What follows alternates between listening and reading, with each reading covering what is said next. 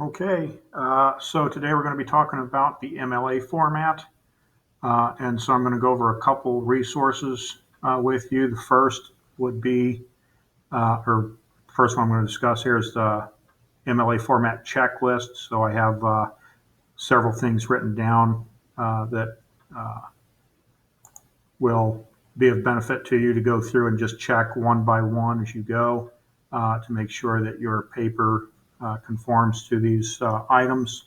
And the other thing is the uh, Purdue Owl's sample essay here. So again, between being able to look at this and read the commentary that they provide to you and this checklist, you should be able to format your paper properly and help others do that as well if others need help. So really quickly, just go back to here.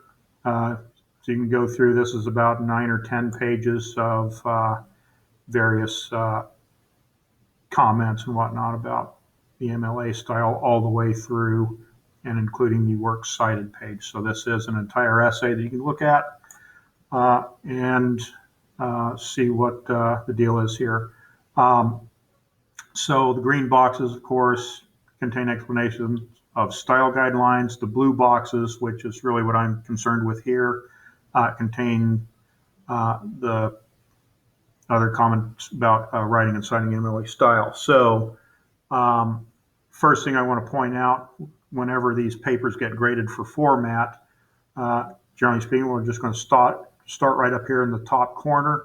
I expect to see in Times New Roman 12-point font your last name, a space or two, and then the proper page number.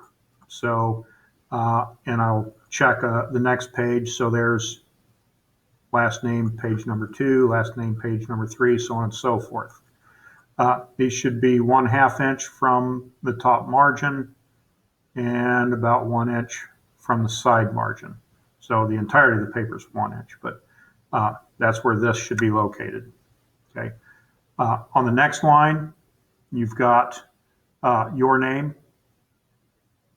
your instructor's name, name of your class, and then the date written in this format. And this would be the day that you submit it for, whatever milestone you're doing or the day that you submit your final version.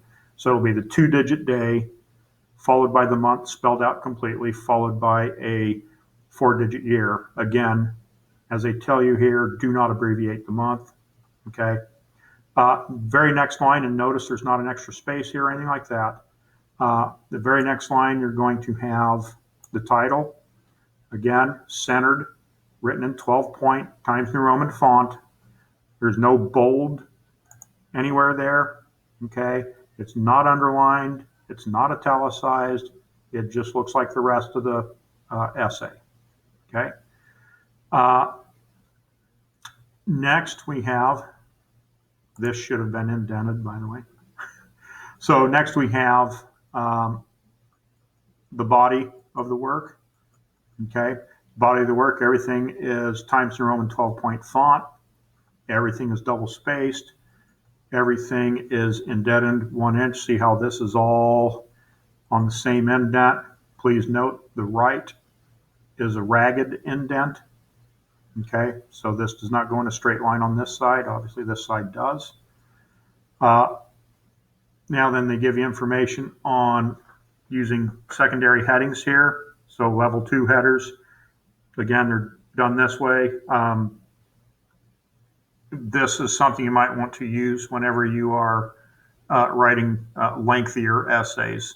That you might want to divide the essay up into different sections for your readers so they can follow along with your argument better or whatever you're exposing better. So this is how to do that. Level 3 headers. Okay, again, this is going to be formatted differently. Okay, so you can pay attention to that. They give you information on how to do the quotes and whatnot. I'm not going to go over that stuff. On this page here, page 3, you get information on how to make in-text citations. Okay. Please note, they always come at the end of a sentence, never in the middle of a sentence. period comes after the parentheses on these. Okay, make sure you're following that really simple format. So they tell you how to handle the titles of published works and whatnot, and italicized. Again, we don't underline anything in MLA anymore, but this is stuff that we cover doing DOLs and things like that. I'm going to go ahead and mention this one. If you are doing a lengthy block quotation, that's going to be on page 5. Bottom of page 5. Please note, oh look, the page number's in the wrong place here. Just saying, shouldn't be here, it should be over here. What to do when sources have 3 or more authors. You can use the Purdue OWL or a number of other sources that tell you how to do those types of things. Okay, so endnotes, should you use those? Probably don't use those, but in case you do, that's how to do it. Now then, this is an important page that I'll be looking at. This is your works cited page. Please note, it starts on a brand new page. They didn't put it up here at the end of the end notes or at the end of the essay. It goes on a brand new page. Okay, works cited, capital W, capital C, top center. Concurrent page number. Okay, then after that, again, you have alphabetical order, hanging indents, and that's going to be what I'm looking at more closely than anything. As far as the format of each of these individual items, I would recommend just study this page. They give you a lot of good information on here.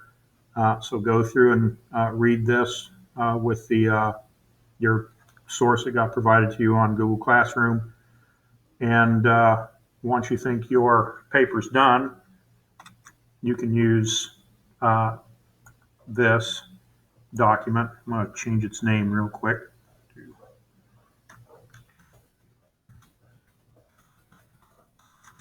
MLA Department MLA format checklist. So again, step by step. The header, which is your last name, 1 or 2 spaces, and correct page number. Again, it's supposed to be 1/2 inch from the top of every page, 1 inch from the right margin. Times New Roman 12-point font. The next thing we look at is the heading. Again, first line's your name, second line's the instructor's name, third line is your class name. I like this format here. Fourth line is going to be the date. It has to be in this format here. Let me go ahead and so should look just like this: 2-digit day, month spelled out, 4-digit year. Your title should be centered and capitalized properly. Then for the body of the essay, again, the whole thing should be double spaced, Times New Roman 12-point font. Should not be any bold type, no underlining, no extra spaces between paragraphs. Should all be indented properly. Check to make sure that your in-text citations, again, at the end of a sentence in parentheses with the period after the parentheses, like that.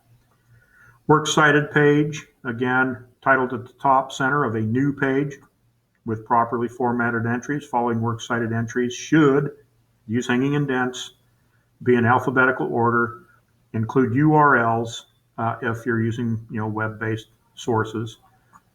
If you have any questions, use EasyBib resources or the Purdue OWL for information on how each entry should be created. Or again, you can follow directions and examples on pages 9 through 10 of the paper we were just looking at. And as always, if you have any additional questions, just see your instructor. One last thing, no matter what MLA format tells you should do, if your instructor asks for something else, do what your instructor asks. For instance, MLA says Times New Roman 12-point font is what you should use. If your instructor asks you to use Calibri or something like that, then use Calibri. All right. So this is all, every single one of these things is subject to what your instructor asks you to do. Okay. Anyhow, again, any questions, just see your instructor. I'm sure they'd be happy to help. All right, great.